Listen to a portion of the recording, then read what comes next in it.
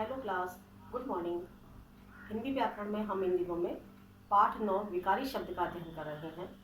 कल मैंने आपको बताया था विकारी शब्द वे शब्द होते हैं जिनमें लिंग, वचन, काल, क्रिया इनके हिसाब से मतलब परिवर्तन आ जाता है, विकार आ जाता है।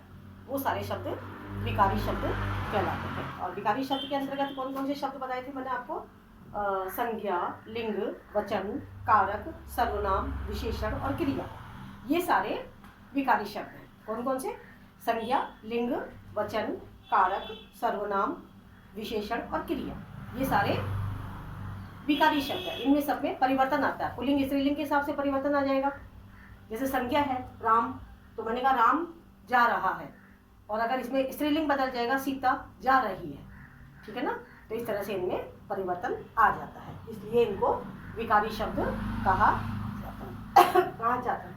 हम संज्ञा के बारे में जानकारी प्राप्त कर रहे हैं। संज्ञा के मैंने आपको कल 3 भेद बताए थे। दोबारा से आपको रिमाइंड करवाती हूँ। संज्ञा के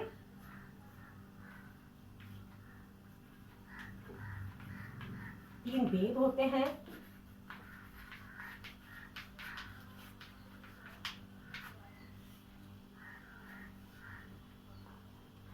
पहला मैंने आपको व्यक्तिवाचक संज्ञा बताया था, उसका हमने कल अध्ययन कर लिया है।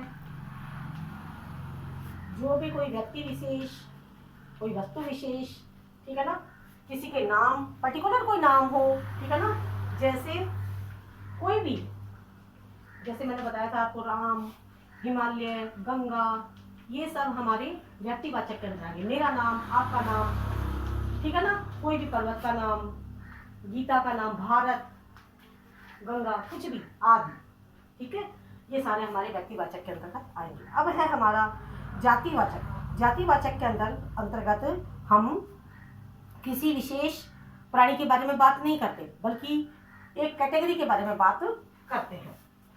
जातिवाचक संज्ञा, एक समुदाय, एक कैटेगरी, उसमें सारे उसी समुदाय के लोग होंगे। जातिवाचक संज्ञा।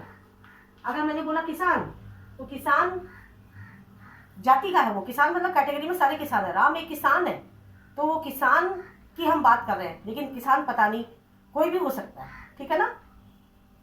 नदी बोला मैंने, गंगा एक नदी है, तो गंगा तो व्यक्तिवाचक में आ जाएगी, पर्टिकुलर गंगा है, लेकिन नदी हमारा आ जाएगा जातिवाचक के अंदर, ठीक है। अब जातिवाचक को हमने 2 भागों में बांटा, ठीक है। पहला आ जाएगा हमारा द्रव्यवाचक, दूसरा आ जाएगा हमारा समुदायवाचक। पहले हम द्रव्यवाचक के अंतर्गत देखते हैं। द्रव्यवाचक संज्ञा जिनको गिना नहीं जा सके, केवल नाप तोल किया जा सके, ठीक है ना, जिनको गिना नहीं जा सके, केवल नाप तोल किया जा सके। तो पानी, हवा, मिट्टी, कोई भी चीज, दूध, ठीक है ना, इनको हम केवल नाप तोल ही कर सकते हैं, गिन नहीं सकते।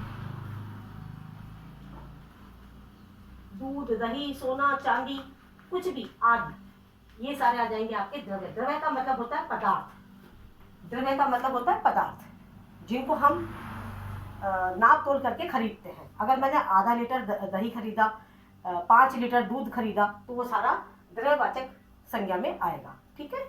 सोना खरीदा मैंने, 1 तोला सोना खरीदा, सबकी अलग अलग इकाई नापने की, ठीक है ना। और मैंने 3 किलो, मान लो 3 लीटर, किलो नहीं कहेंगे, लिक्विड है ना इसलिए कहेंगे, 3 लीटर पानी की बोतल खरीदी, ठीक है। 2 लीटर गाड़ी में मैंने पेट्रोल डलवाया, ठीक है, वो सब द्रव्यवाचक संज्ञा में आ जाएगा। अब हम कहेंगे समूहवाचक।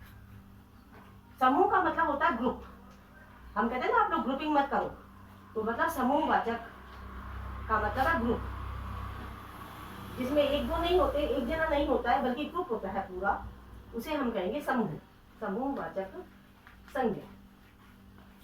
समूहवाचक संज्ञा में पर्टिकुलर समूह होगा। जैसे कक्षा है आपकी, कक्षा एक बच्चे की नहीं है, कक्षा है, सेना है, मैंने कहा सेना, कक्षा में 15 विद्यार्थी हैं, सेना आ रही है, बारात आ रही है, ठीक है ना। गुच्छा होता है, परिवार है, मेरे परिवार में 10 सदस्य हैं, 4 सदस्य हैं, तो ये समूहवाचक है, क्योंकि समूह पूरा एक ग्रुप को समूह कहा जाएगा, ठीक है। दल हो सकता है, समूह हो सकता है, ठीक है।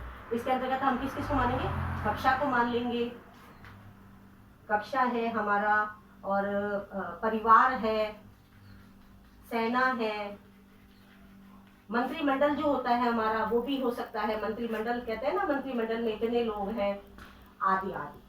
ठीक है, अब व्यक्तिवाचक एक बार वापस से रिवाइज करवा दूं। व्यक्तिवाचक में किसी व्यक्ति विशेष, वस्तु विशेष, इनका जो पर्टिकुलर एक हो। जातिवाचक में एक पूरा समुदाय होता है, उस जाति की बात की जाती है, तो उसे दो भागों में बांट सकते हैं, द्रव्यवाचक और समूहवाचक। द्रव्यवाचक में वो चीज़ें, वो पदार्थ जिनको नाप तोल करके हम खरीदते हैं, नाप तोल करते हैं, उसका नाप तोल ही पॉसिबल होता है, उसको गिनना संभव नहीं होता। ठीक है, जैसे हवा, मिट्टी, दूध, सोना। समूहवाचक में एक ग्रुप होता है, जैसे मैंने बोला कक्षा ग्रुप है भाई, सेना, बारात, ठीक है, भीड़, भीड़, सड़क पर भीड़ जमा थी, ग्रुप है। ठीक है, अब हम लेंगे हमारा थर्ड, कौन सा, भाववाचक संज्ञा।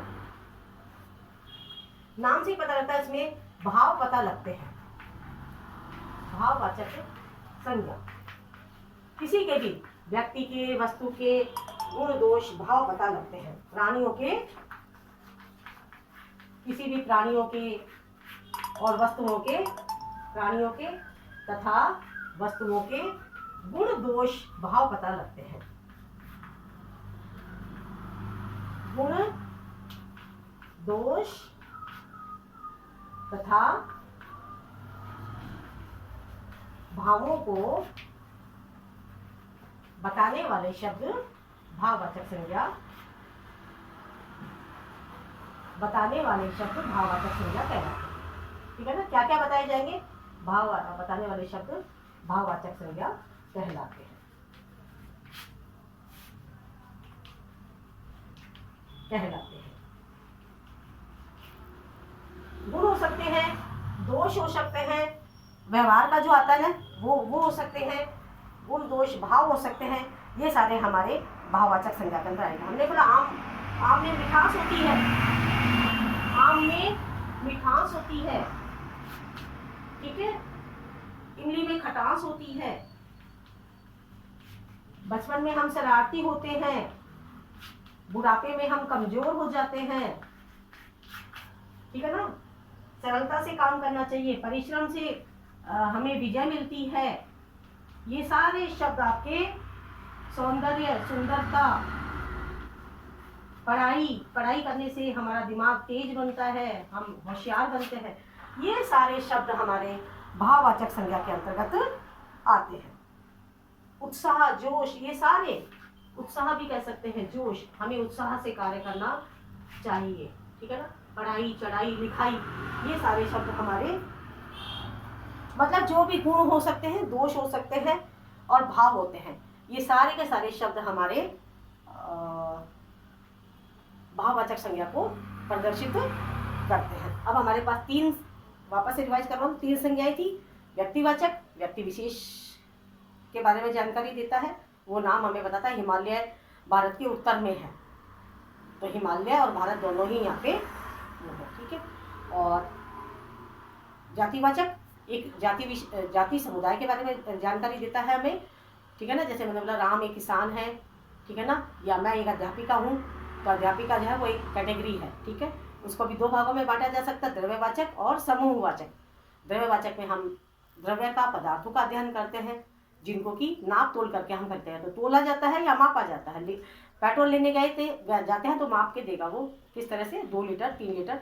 ठीक है, दूध भी, घी, तेल, आलू, सामान, जो भी सामान हम ले रहे हैं उन सबको नाप के देगा वो। ठीक है ना, तो और हम जो समूहवाचक है उसके अंदर हम सेना, कक्षा, बारात, परिवार, ये सारे, जिसमें एक दल आ जाता है, झुंड आ जाता है। भाववाचक में हम प्राणियों, वस्तुओं, इनके सबके गुण, दोष और भावों का अध्ययन करते हैं। ठीक है, और इसके अलावा हम इसका अभ्यास कार्य कल करेंगे पूरा। एक मैं आपको इससे भाववाचक संज्ञा बनाना भी बताऊंगी, और कल के लेसन में हम ये करेंगे। ठीक है, आप वर्क कर लीजिएगा। Thank you.